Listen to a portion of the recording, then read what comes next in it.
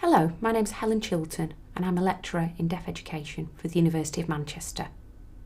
Today we're going to talk about clear communication. Now there's a range of barriers to effective communication for deaf people. And often these barriers exist because people don't understand the difficulties caused or how to remedy them. A good grounding in basic deaf awareness can make all the difference to your ability to communicate clearly with deaf people. Today I'd like to provide you with some tips and handy hints to help support your effort to communicate. These ideas are pivotal to the concepts of deaf awareness and are true across cultures, languages and nationalities. Although you might need to think about the information in the videos and how would they apply to the context that you're familiar with. So, if your employment or other activities mean that you're regularly required to communicate with the general public, I hope you'll be able to consider some of the ideas in light of what you do and think about how you might adjust your communication in the event of talking to a deaf person. The ideas here are credited to young deaf people in the UK who worked hard to create these awareness-raising animations. I hope you'll enjoy them and appreciate the work and innovation of the creators as I talk you through the points they raise. Now, in the first clip here, you're going to see the importance of avoiding visual distractions.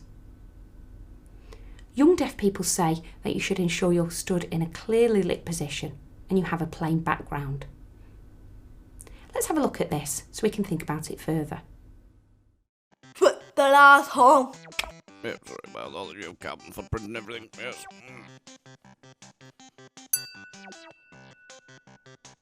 Okay, first question, square root of pi. Come on, somebody, try, over here. Square root of pi. Those stand in front of a window. Come on, one more time.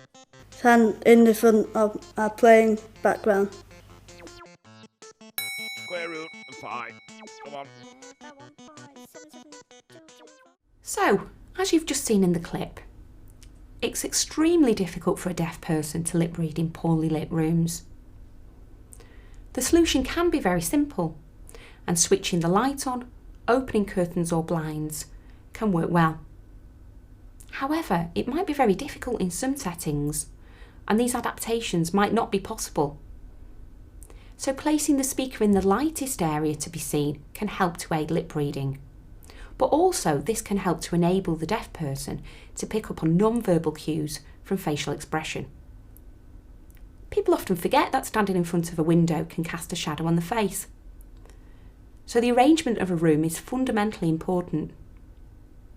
If we stand in front of a busy background, this can be distracting for people who need to lip read, as can busy scarves, tops and ties.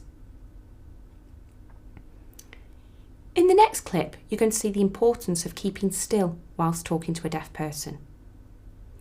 This will make lip reading much easier, as will not standing too far away or too close.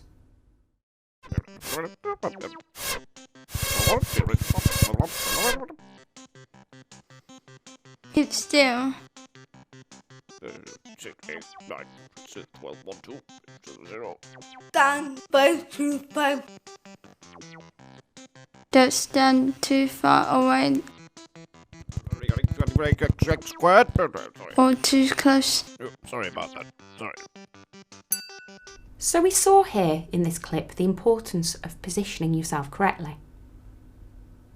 If a deaf person is using hearing aids, those aids will become less effective after a distance of 1 metre. So knowing this will help you to overcome this difficulty with your positioning, and you'll want to make sure that you're stood in the right place for a hearing aid user to be able to hear you. In the next clip, we'll see the importance of appropriate volume and pace.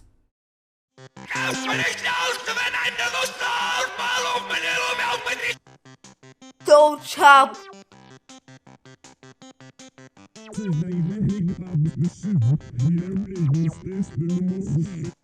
Don't remember.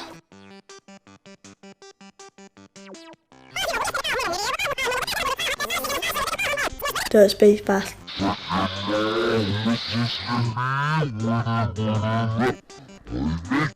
Just be slow.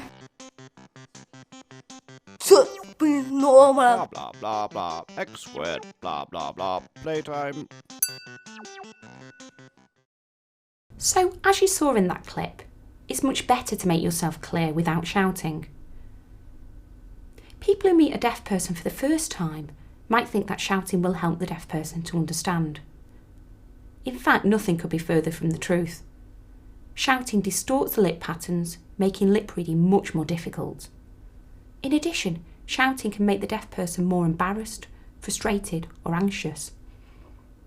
This will do very little to help them to clarify any points with you, and it will really only suffice to break communication down further. Be mindful about the speed that you talk at, but then again, don't speak too slowly with exaggerated lip patterns, which again become distorted and difficult to lip read. Just speak normally and clearly, and be mindful to watch that you've been understood.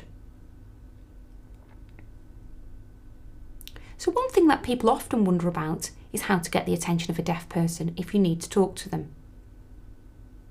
Deaf people generally appreciate ways that attract their attention without relying on sound, such as tapping the shoulder, waving, or even flicking lights on and off. We can all be mindful of ensuring that deaf individuals are aware and alerted to relevant information. You might really like to think about how this would be received within your own culture, and this will be discussed in a discussion forum this week. Excuse me. Excuse me. Stamp. Tap with the shoulder. Excuse me, son. Yes, yes, you. Playtime. Or wave to get attention. Obviously. One of the things we must be aware of is the need to take turns when speaking. Otherwise, the deaf person won't be able to follow the conversation. The next clip will demonstrate the difficulty involved in this.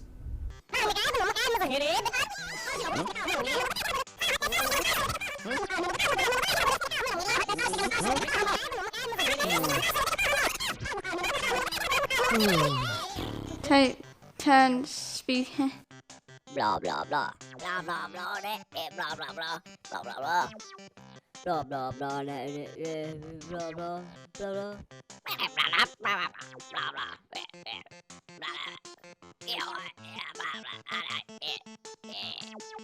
yeah. And finally, giving people the chance to repeat or rephrase things that have been missed enables the communication to be repaired. If a deaf person hasn't understood things when you repeat them, why not try saying it in a different way?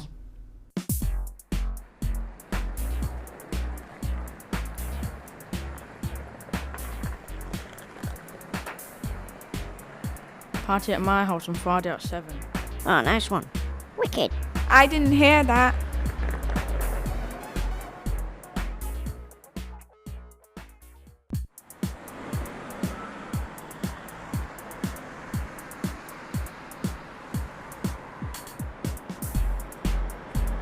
Party at my house on Friday at 7. Oh, nice one. Wicked. I didn't hear that. Can you text me that, please? Yeah.